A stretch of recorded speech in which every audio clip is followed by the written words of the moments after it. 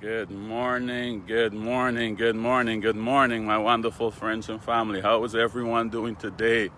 How is everyone doing today? Once again, this is Gregory Walls in Houston, Texas, with this inspirational morning walk. This is Gregory Walls in Houston, Texas, with this inspirational morning walk. It's a beautiful day here. It's a beautiful day here.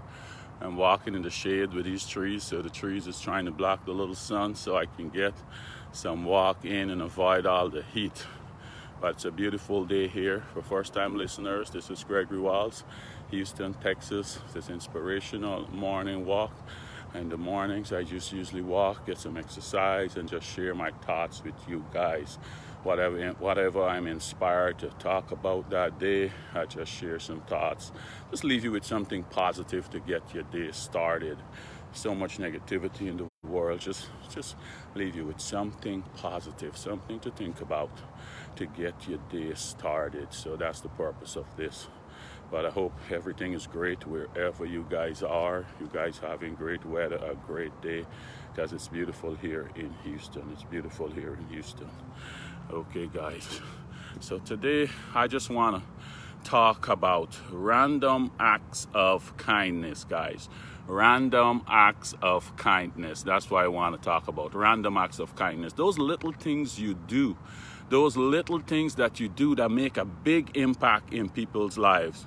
The little simple things you may do that make a huge impact in people's lives. And you may not know it. For the person who's doing the random act of kindness may not even remember it, but it may last a lifetime in someone's mind.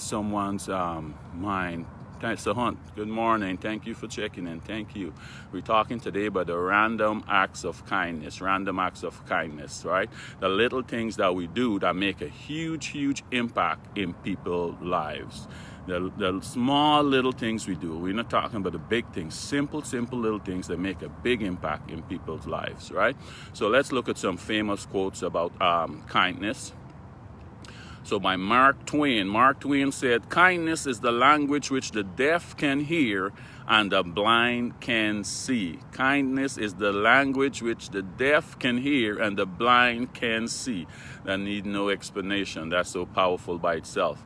And Dolly Parton said, "You can be rich in spirit, kindness, love, and all those things that you cannot put a dollar sign on." She's saying you can be rich in spirit, kindness, love, and all those things that you cannot put a dollar sign on. So you can be rich. You don't only need to have money to be rich. That's what Dolly Parton is saying. And there's the next one. The best portion of a good man's life is his little, nameless, unremembered act of kindness and of love. That's by Williams Wordsworth. He said the best portion of a good man's life is the little, nameless, unremembered act of kindness and love. All right, Tracy Hamer, thank you for checking in. Thank you for watching, Tracy. And the next one by the late great Princess Diana. She said, "Carry out a random act of kindness with no expectation or reward, safe in the knowledge that one day someone might do the same for you." The late great Princess Diana, she said, "Carry out a random act of kindness with no expectation or reward, safe in the knowledge that one day someone might do the same for you." She's saying, don't do acts of kindness for the reward, because you do good. Good has come right back to you, right? And this is how we can make a great impact in someone's life. Just give me some simple examples of some of the things that we can do that would make such a big impact in people's life, right? Like giving someone some advice. Simple. You might have knowledge about something, and you just give someone some advice, freely give them some advice. That advice could unlock a whole new world to that person. And to you, it's nothing. You may not remember it in 3, 4, 5 weeks, 2 years, 3 years, 5 years from now. You might never even remember that little advice that you give that person because you didn't do it for any reward. You had the knowledge, you just do it freely. But that thing to that person, that advice you give them might unlock a whole new world to them that they may never forget in their lifetime and remember you for the simple thing that you do. Right? Helping someone who cannot help themselves. helping someone. You might see someone in a wheelchair struggling to do something, and you just say, hey, can I help you, sir, ma'am? Can I help you? And you just go and you help them without them asking, right? Without their asking, to that person who cannot help themselves in that moment, and you just go and help them. It might be lifting some little thing in the car, help them to cross the street, help them to get up a stair. It's to you, it's nothing. But to that person, that's a life-changing moment. Mr. David Parrish, thank you, right? That's a life-changing moment for them. Giving someone some small or large amount of cash, depends on whatever the situation is and what God leads you to do, because that person at that time, money might be the thing that would make the difference in their life, right? So most people think about random act of kindness, we all automatically run the money. Not only money, we could do so much other things that worth more than money, but money is one of the things. Somebody might need money, like this situation right now. This pandemic did not affect everyone. For the people who did not affect, take a look, in your quiet moments, because you might be caught up in your everyday life, and look at a cousin, a friend, someone, some neighbor, something this pandemic may affect. And you might just call them up out of the blues and say, hey man, you know what? It just dawned on me that you home for the last 2-3 months. How things going? Don't wait for them to call you up, and and whatever you can assist them with to help them. To them, that will be a great thing you do, because you don't know. Maybe they're on their last. And the 10, 20, 30, 100, whatever God lead you to give might be a big changing moment in their life at that time, right? Saying a kind word to someone, just encouraging someone to do something, right? Like your kids, your friends, whatever, you see them doing something, and they're not getting it good or getting it right. Instead of criticizing them or laughing at them, just say a kind, encouraging word to help them to keep going on. That's huge, guys. We don't know how much that helps, right? And spending time, just giving up your little time. You might be volunteering or spending time with someone who don't have lots of friends and family around. Just spend a little time with them, even if it's 5-10 minutes, just talking a little bit, or some volunteering somewhere. Those are little random acts of kindness, guys, that goes a far way, right? Here what the scriptures say here in Ephesians 4:32. Let's look at a quick scripture. It said, be kind to one another, tender-hearted, forgiving one another, as God in Christ forgive you. That's when Paul writes into the Ephesians. But the one I want to focus on today is Galatians 5:22 through 33. Galatians 5:22 through 33. It said, but the fruits of the Spirit is love, joy, peace, patience, kindness, goodness, faithfulness, gentleness, self-control. Against such things there is no law. I'm going to Mr. Miguel Collymore, thank you for joining, right? We're talking about random acts of kindness today. Galatians 5:22. Let's look at this. It said, but the fruits of the Spirit is love, joy, peace, patience, kindness, goodness, faithfulness, gentleness, self-control. Against such things there is no law.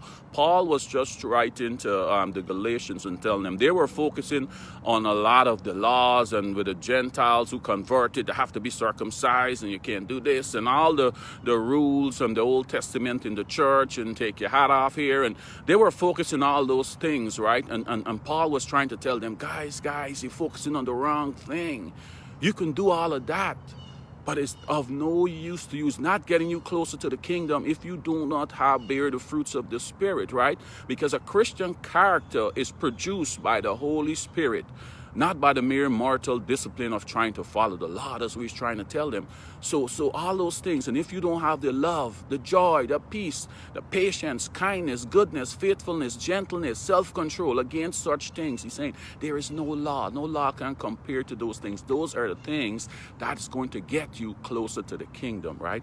So I'll give you some examples. I need people's help today just to share in the comments, if you whether here YouTube and see, just share it, some of the little random acts of kindness that you received from someone, and something that you did that someone told you way down the line how much it made an impact in their life. I'll share a few examples with about myself.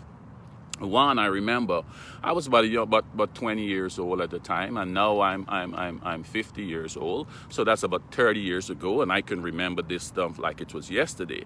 I used to work at the Guyana Pharmaceutical Corporation there in Guyana. I was on a training program. They had the training director at the time.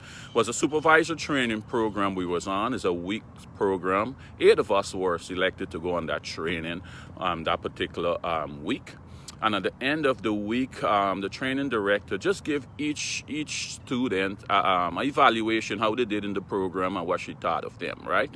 And this is Miss Lykin. I remember, I don't know if she's around right now, but I still remember this like it was yesterday. And when she got to me, she said, Mr. Wiles, she said, you did a great job in this program this week. She said, you have so much of potential.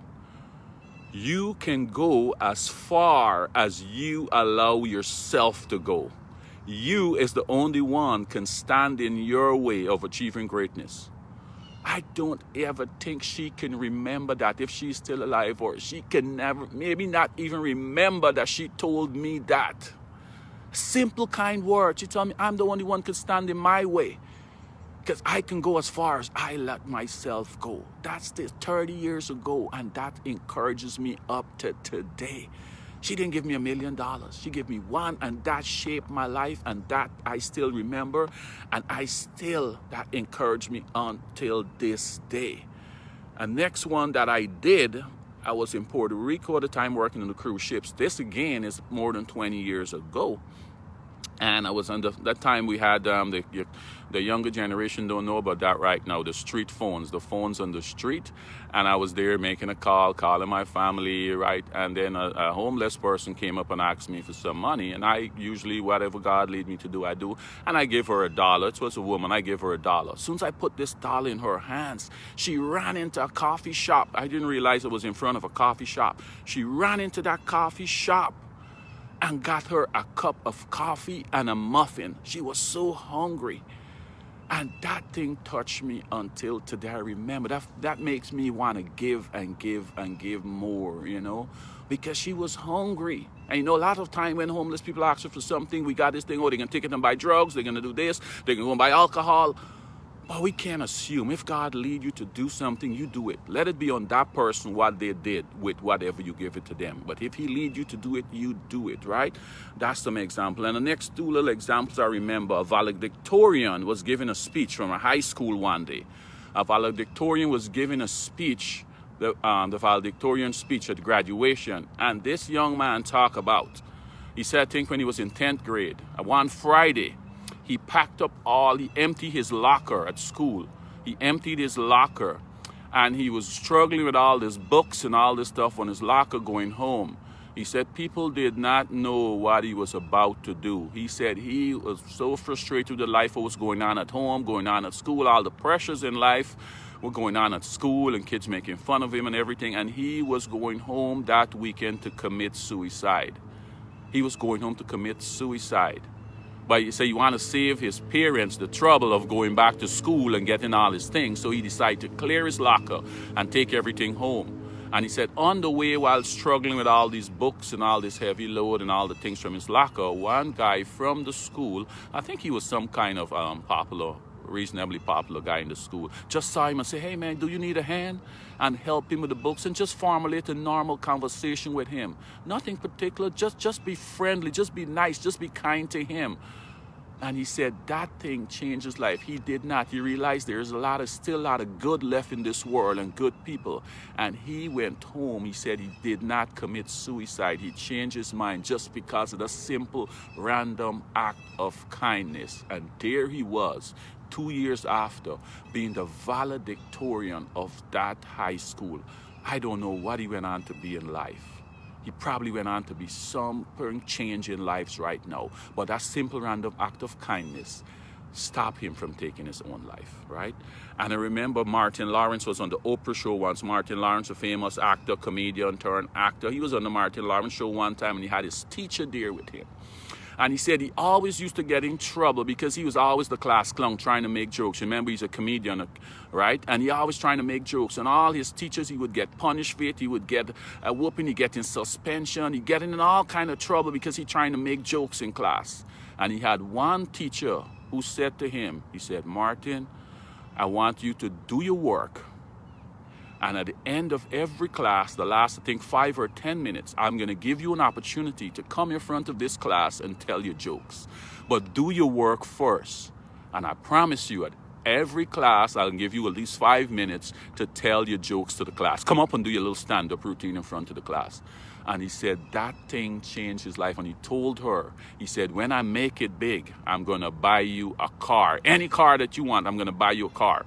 And I don't know how much, maybe 20, 30 years after that, he was on Oprah show and he held true to his promise. He said, because of this teacher and the kindness she showed me to bring my talent out, I am what I am today. Because all the others, I was getting in trouble for doing something, for trying to harness my talent, my God-given talent. That's some of the stories. I could go on all day talking about little random acts of kindness, and it's so much more kind people were to me and people tell me that I did for them. But share in your comments right here some of the little random acts of kindness. Like some of these stories here, it might change some people's lives today, guys. So let's practice the fruits of the Spirit, guys. That's what Paul said and get us closer. Love, joy, peace, patience, kindness, goodness, faithfulness, gentleness, self-control. Against such things there is no law, guys. Have a blessed day and go out today and do some random act of kindness. Not for the reward, just knowing that's the right thing to do, guys. Have a blessed day and I'll talk to you guys on Wednesday, guys. Mr. Orrin Pinto, thanks for looking, guys.